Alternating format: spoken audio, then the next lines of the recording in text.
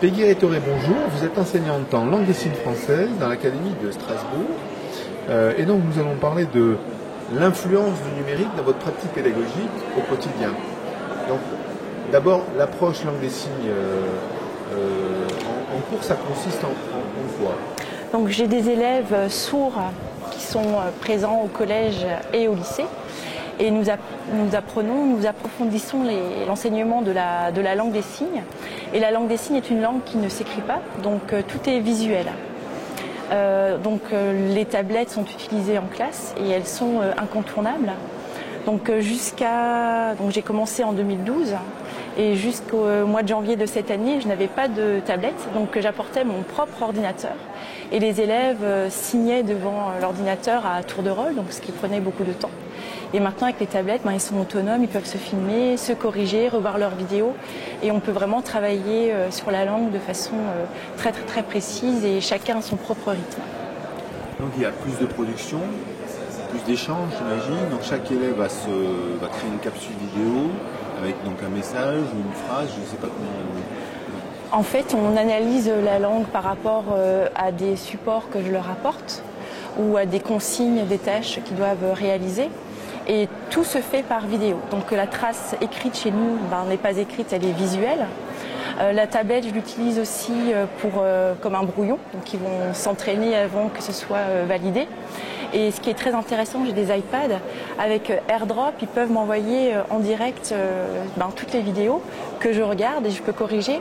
Et avec eMovie, ils peuvent faire un assemblage de plusieurs vidéos, enlever ce qui n'est pas juste ou qui n'est pas tout à fait correct, et donc faire un montage pour que la vidéo à la fin soit vraiment pertinente et qui réponde à la tâche demandée. J'imagine qu'il y a des projets pédagogiques et qu'autour de l'apprentissage de la langue, on peut éventuellement créer un film, on parlait de sous-titrage de vos propos. Est-ce que ça peut être ça aussi? L'enjeu, c'est de dire, on va un documentaire et peut rajouter la langue des signes dessus. Alors nous, pour l'instant, on ne fait pas trop de traduction alors les programmes l'autorisent, mais de manière ponctuelle. Mais ça peut se faire. Par contre, moi, ce qui m'intéresserait plus, c'est créer des supports par rapport à des leçons dans d'autres matières et de retravailler ces notions-là et de créer un support visuel pour les sourds. Mais ça, je ne sais pas vraiment, ce n'est pas vraiment la tâche que moi je dois faire en cours de langue des signes, parce que j'ai mon programme, mais c'est un projet que j'aimerais quand même mener depuis que j'ai les tablettes. Là, vous suivez la ligne de l'enseignement, mais oui. Quelque part, vous apercevez qu'il peut y avoir beaucoup de choses à faire, et vraiment avec d'autres disciplines, avec d'autres élèves, éventuellement partager des choses. Alors c'est ce qu'on a fait cette année au collège, à travers les EPI, puisque les élèves sourds participent aux EPI. Et j'ai travaillé sur 2 projets là pour l'instant. Un poème qui a été travaillé avec la classe, donc les entendants qui l'ont oralisé. Et nous, avec les élèves sourds, on a fait donc une traduction et on a travaillé sur un montage. Donc j'ai acheté aussi un fond d'écran vert pour pouvoir après travailler tout ça chez moi à la maison et faire un montage et proposer quelque chose d'agréable visuellement. Et donc c'est une trace visuelle qui reste au collège et qui est partagée aussi avec les élèves entendants qui découvrent la langue des signes. J'ai travaillé également avec les collègues de langue vivante.